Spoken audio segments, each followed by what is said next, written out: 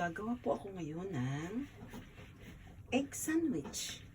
Lalagyan ko po siya ng ham. Ito na po. Pisain ko na po siya.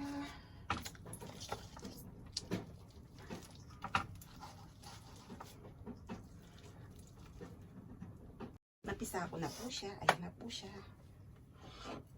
Lalagay ko na po ang ham.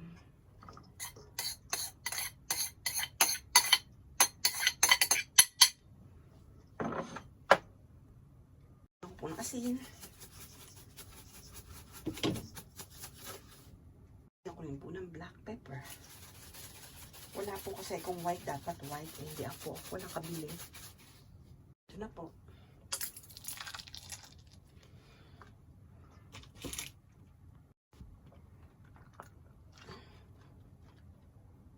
Meron din po siyang pimiento.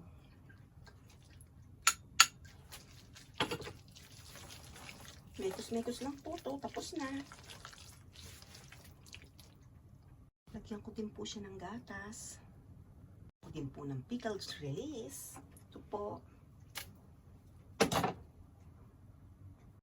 Finish na po. Para po special, gadgadan ko po uli ng keso.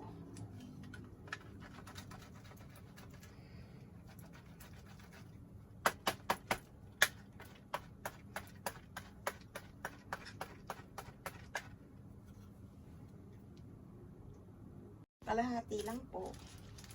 Ano? Kunti pa.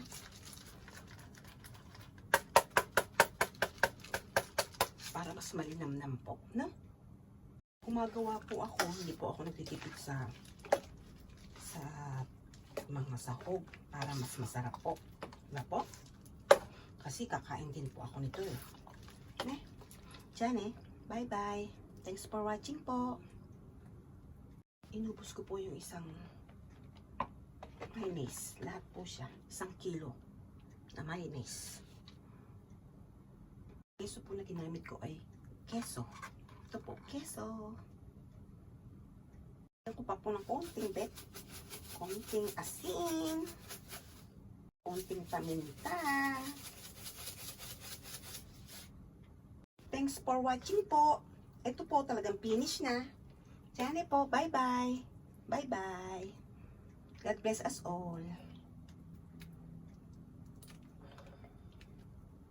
Egg sandwich with ham.